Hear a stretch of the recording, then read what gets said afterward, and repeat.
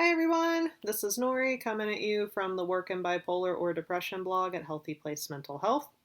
And today I am going to chat with you briefly about how to handle negative feedback at work while working with bipolar disorder. I will be the first to tell you that it can be really rough. I recently got a less than stellar performance review myself, which was a little devastating.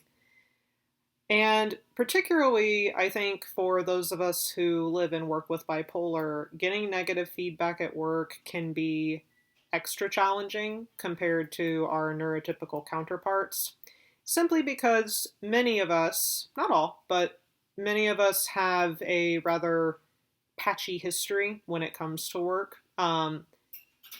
Whether that be bouts of unemployment or underemployment, getting fired from a job or perhaps multiple jobs due to behavior or symptoms triggered by our illness.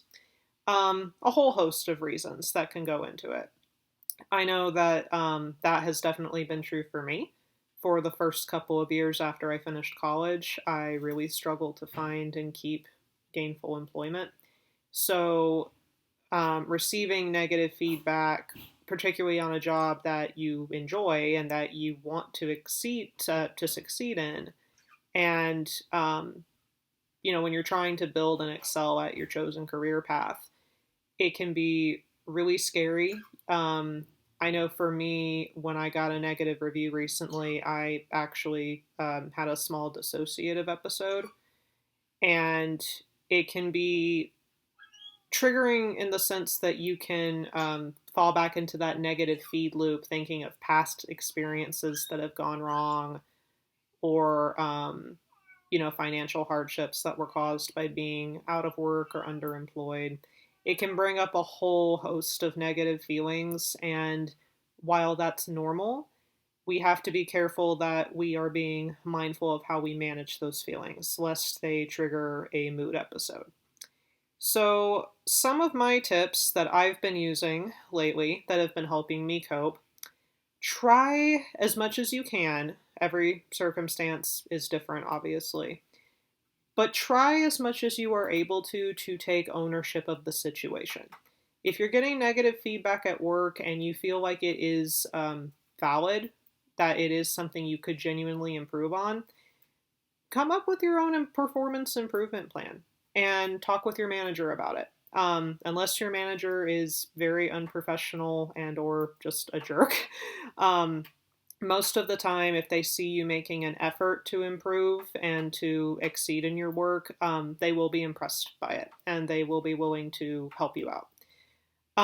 Take it upon yourself to do that. Be honest with yourself, but don't beat yourself up.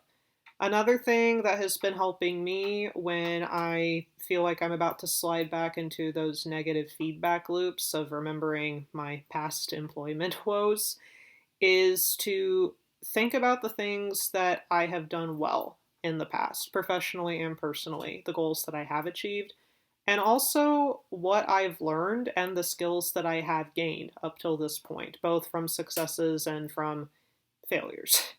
um, it can be difficult to look at that sometimes, but as a general rule, you'll find that you have succeeded in more ways than you thought you have, even if it didn't feel like it at the time, or still might not feel like it.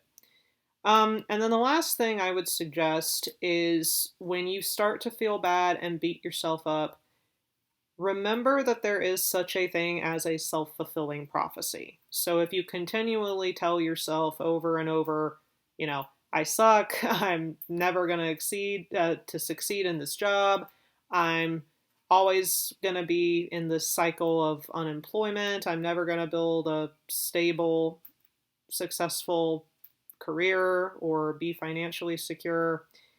Um, it's very, very hard. I know it's hard not to fall back into that sort of catastrophizing. Some of us use catastrophizing as a coping mechanism as well, to sort of protect ourselves from being blindsided by bad news. I know that that's been true for me. But it is important to remember that if we continuously give ourselves that kind of negative self-talk, we can intentionally or unintentionally end up sabotaging ourselves. So when you feel yourself start to slide back into that loop, I would say take a breather.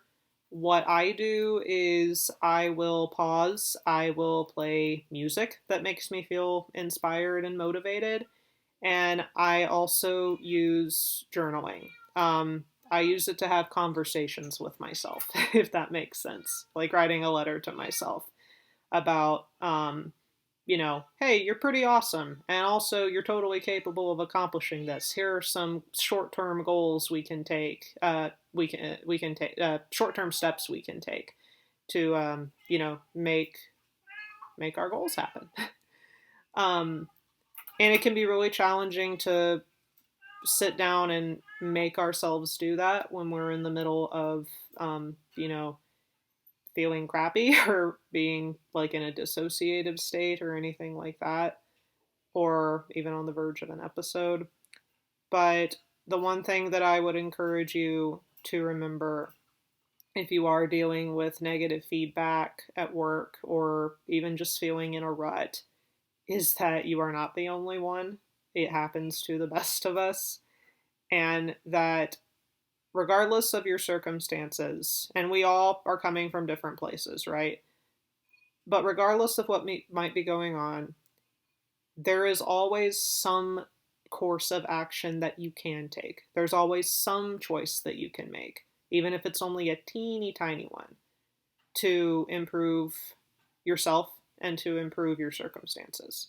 Again, all of us are coming from a different place. Some of us, unfortunately, have more privilege and more resources than others, but we all have some kind of choice that we can make, even if it's just a choice to get out of bed in the morning.